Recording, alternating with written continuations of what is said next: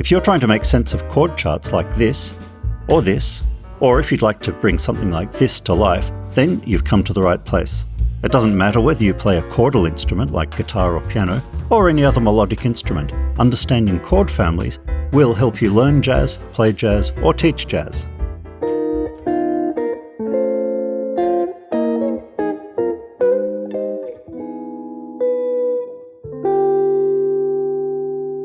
When you harmonize a major scale, you end up with 4 types of chord. And these form the basis of the common chords used in most jazz styles. Of course, there are some exceptions, and I'll talk about those in just a little while. But first, these are the 4 basic types of chord that come from a major scale. Harmonizing a major scale yields 2 major 7 chords, chord 1 and chord 4, 3 minor 7 chords, chords 2, 3, and 6, a dominant 7 chord, chord 5, and a minor 7 flat 5 chord, chord 7. Each one of these types of chord forms the basis of a group or a family of related chords. Chords in a family are all variations based on one of the 4 types: major 7, minor 7, dominant 7, or minor 7 flat 5.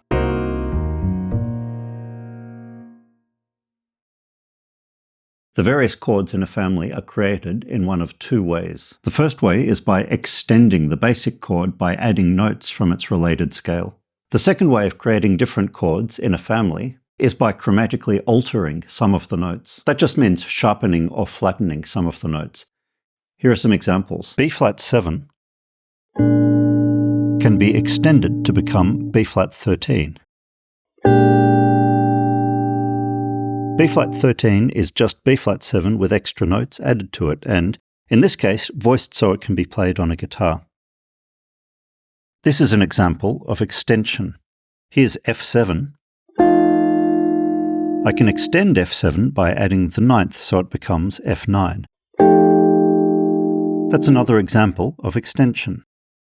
I can then alter the chord by sharpening the 9th. That makes it F7 sharp 9. This is an example of alteration.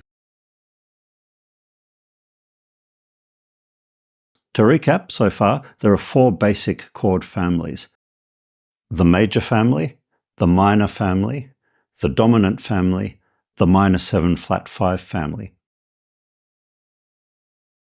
Next, here's how to recognize them. The major family of chords, all, with a couple of exceptions, have the word major in their name.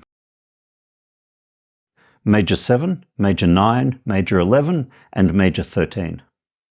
This family also includes major 6 and major 6-9. Please note that the major 6 and major 6-9 are usually just called 6 and 6-9. So I guess we should say that every chord in the major family has the word major in its name, or has an even number without any words. Some examples might be F major 7, E flat major 9, and D6-9.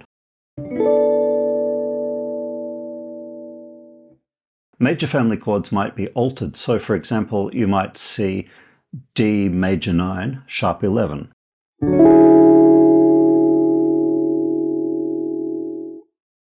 The alteration doesn't change the family of the chord, it just makes it sound different, like an accidental in a melody. The minor family is easy to recognize, and that's because every chord in that family has the word minor in its name. Minor 6, minor 7, minor 9, minor 11, minor 13, and minor 6-9. Some examples are C minor 6, G minor 9, and E minor 11.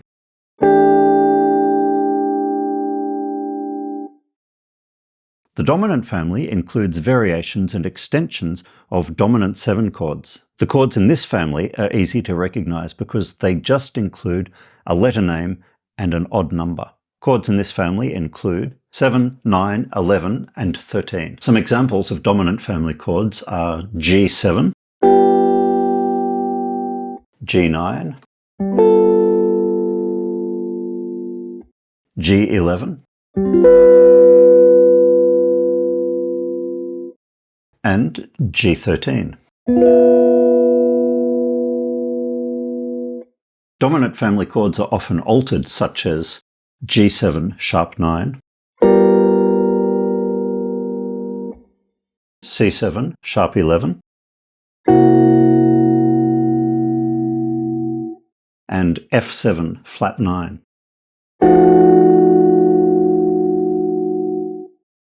These alterations don't change the family, and the alterations that you'll commonly see are flat 5, sharp 5, flat 9, sharp 9, and sharp 11. It could be argued that the minor 7 flat 5 family really only has one member, the minor 7 flat 5 chord. Any other minor chord with a flat 5, like A minor 9, flat 5, is likely to be a minor family chord with an alteration. You might need to figure it out from the context. Knowing chord families helps you to simplify complex chord charts or to elaborate on rudimentary chord charts. That's because you can substitute any chord with another chord from the same family. If the music says to play F13, but you're not sure how to play that, you can play F7 instead. If the chord chart says play G minor 11, you can play G minor 7. This is so useful for guitarists and piano players, of course, but for bass players and horn players and any soloist as well. For example, just say you want to play something like this.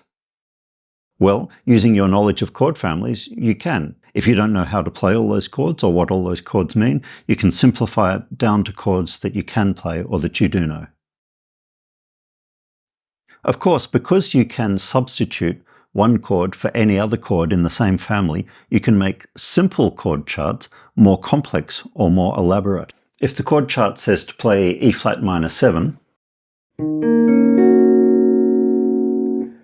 you could play E flat minor 9 instead to make it more beautiful.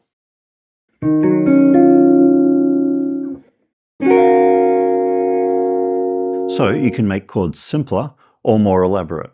You can do this according to need. So for example, if you play guitar, but you don't know how to play the more complicated chords yet, well, you can simplify down to easier chords that you do know to make it playable for you. Same thing on piano, of course.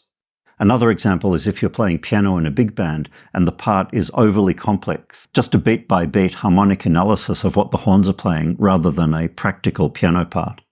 These two bars of chords are really just this if you simplify them.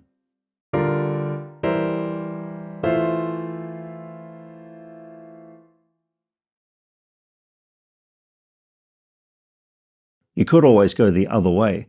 If a chord's already simplified, perhaps to leave room for a more experienced player to create something beautiful and magical, according to their own taste and skill, then you could elaborate on it. Just remember to stay inside the same chord family, especially when you simplify a chord. Bass players need to be able to simplify extended and altered chords because most of the time their role is to outline the lower parts of the chord, the underlying triad or seventh chord. Even if they venture into more complex territory, they need to be able to see what's really going on in a chord progression. Understanding chord families helps them to do that. Horn players and anyone improvising a solo can also use chord families to help. Simplifying complex chord charts makes it easier to see what's happening in a chord progression. That's especially helpful for less experienced players who might be improvising in key centers or focusing on more basic chord changes like 2-5-1s. Musical magic can happen when you realize that when a chord chart says this, you could play something like this.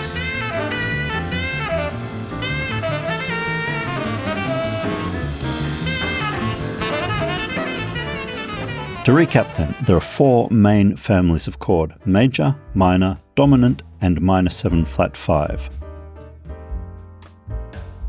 On screen now is a table summarizing the chord families and the members in each family. I'll include a link in the description to download this as a PDF, so you can check it out at your leisure. Is this useful?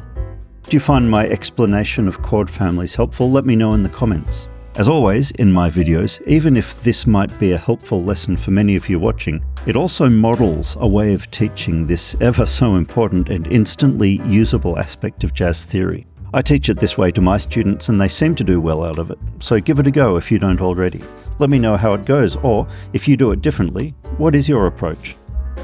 Like and subscribe would be cool. Thanks to all the legends who already have. It means more to me than I can express to have you around.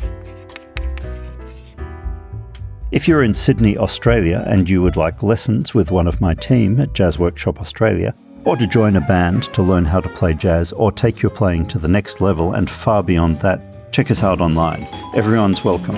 Until next time, all the best and happy jazzing.